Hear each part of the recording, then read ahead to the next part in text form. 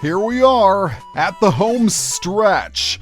And like all final stages of Mega Man games, this one is pretty straightforward. All you really have to deal with are the Molmoles which emerge from the ceiling and the ground. Very much reminiscent of the regular moles from Metal Man stage in Mega Man 2. Anybody remember that project once upon a time?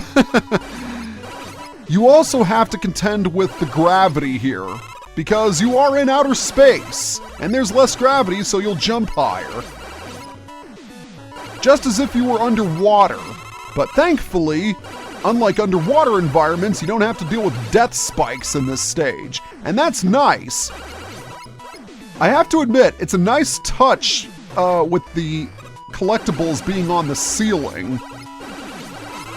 These Molmoles can inflict quite a bit of damage to you, as I am clearly showing right now.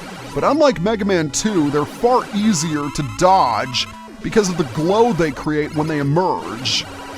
But I'm not doing a very good job of dodging them right now. Yes! I managed to get that health before it was too late.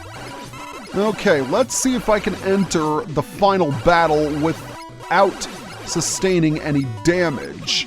And by that I mean getting in there with full health. Also, I forgot about these death spikes up there, but they're relatively easy to avoid.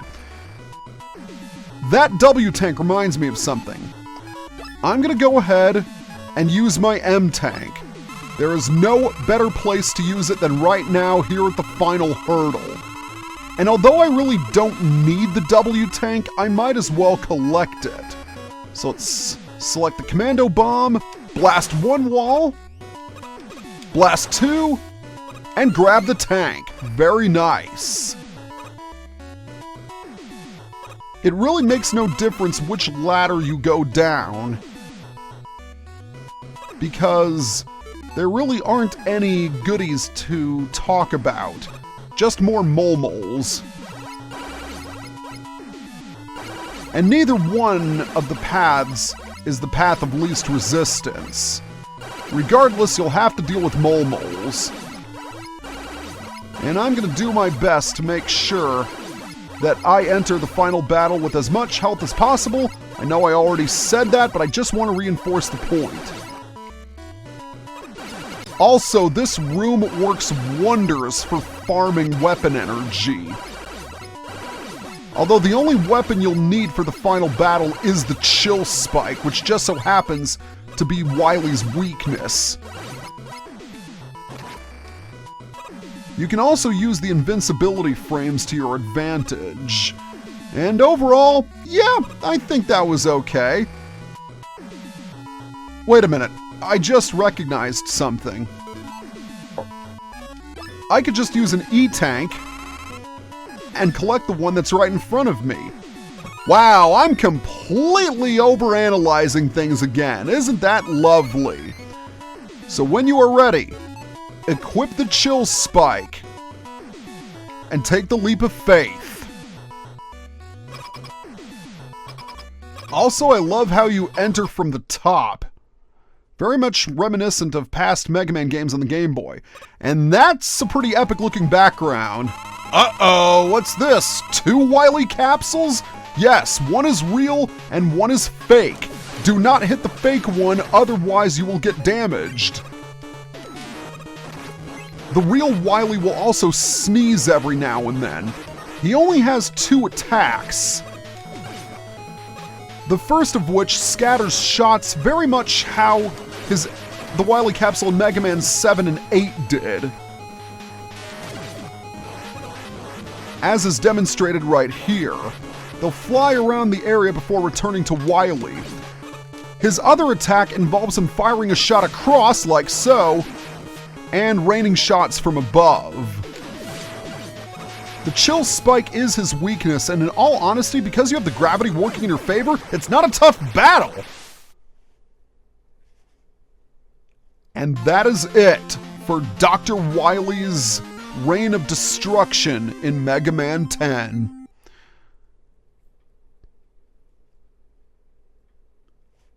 I've got you now.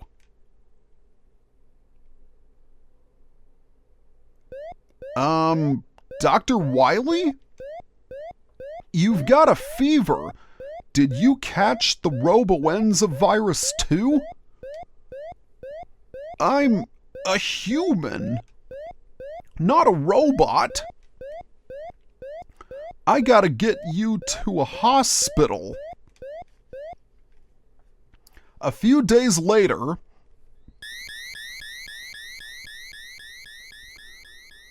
the sound of his UFO again. Oh no, Dr. Wily has gone missing. Ooh, what's this? Well, it looks like Dr. Wily has a heart after all because he left behind all of the cures needed to heal the robots.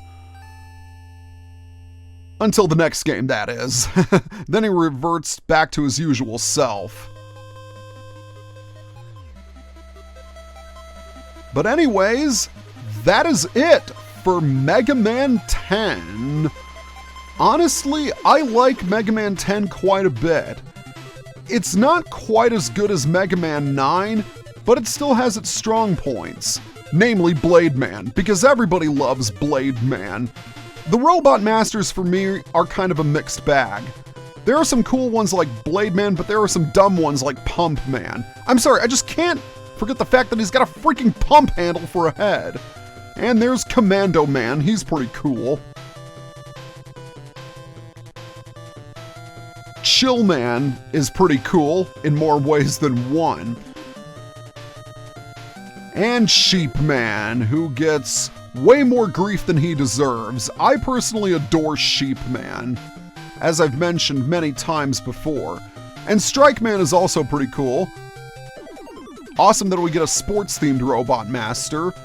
And speaking of sporty robots, Nitro Man, who I like to think of as the spiritual successor to Turbo Man.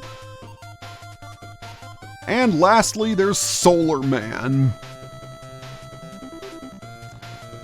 But overall, I think Mega Man 10 is a fairly strong game. Like I said, it's not quite as good as Mega Man 9, but it is in the upper tiers of my classic Mega Man series ranking. I like some of the levels, I like all of the challenges and all the additional features, and I also love the fact that you can play as Proto Man right off the bat. Not only that, but playing as Bass is pretty cool too. And I do think there are enough special features to make them distinct from Mega Man himself. Now, we aren't quite done with Mega Man 10. Just like Mega Man 9, there are some special stages in here. But whereas there was only one in Mega Man 9, there are 3 stages in Mega Man 10. And each of those special stages has a surprise, shall we say. A surprise you'll be familiar with if you've played the Game Boy games. And I'm definitely going to play the Game Boy games in the future because I think they are super underrated, and they're all pretty strong, with the exception of Mega Man 2, that is, but that's a subject for another video entirely.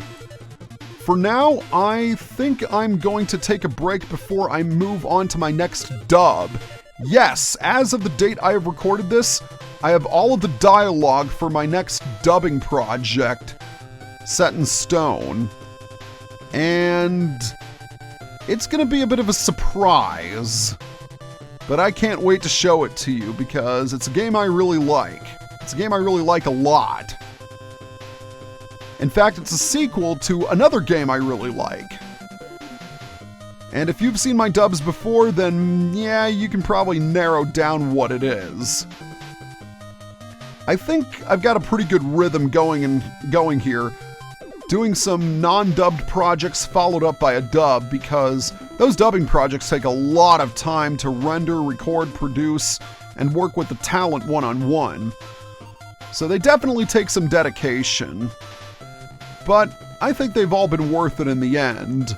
Well, mostly because this was back in the day when I had no idea how to use OBS, and it was prior to the moment where I decided, hey, I think my old recording system worked better to start with. So I just want to thank everyone who has been watching my Mega Man playthroughs thus far.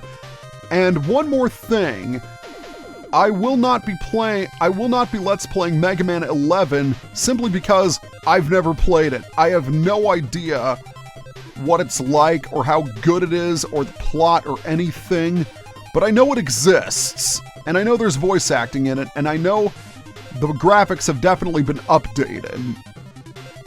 I just don't know much about it other than the fact that, you know, it's a game. Wow, to think that we're already at the 10th Mega Man game, and granted these games aren't that long, it's just that there are a bunch of them in the classic series. But yeah, you can look forward to seeing the Game Boy Mega Man games. By the way, I've also downloaded Mega Man Battle Network Legacy Collection on Steam, and I've been enjoying that so far. A potential Let's Play project? Who knows? But we've cleared the game in 1 hour and 57 minutes, just a little under 2 hours. Not bad. See you guys next time.